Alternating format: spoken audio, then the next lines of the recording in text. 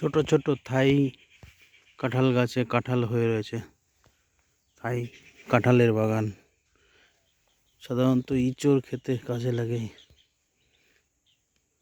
ইঁচড় হিসাবে বিক্রি করা যায় এই সমস্ত কাঁঠালগুলো। অল্প দিনেই কাঁঠাল হয়ে পড়েছে। 10 থেকে 15 ফুট উচ্চতা বিশিষ্ট গাছ এক একটা সব।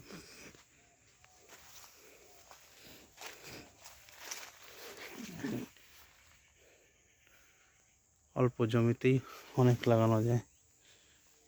মোটামুটি একটা গাছ থেকে আরেকটা গাছে দূরত্ব 12 হাত বাই 12 হাত দূরত্বে গাছগুলো সব লাগানো যায়। আবার ভেতরে কিছু রাখি ফসলও করা যায়। দেখুন কাঁঠালগুলোর সাইজ দেখুন একবার। এগুলো অসময়ে ইঁচড়ের জন্য বাজার দর মোটামুটি 100 থেকে 80 টাকা কিলো এরকম থাকে। লাভদায়ক, খুবই লাভদায়ক একটা ফসল।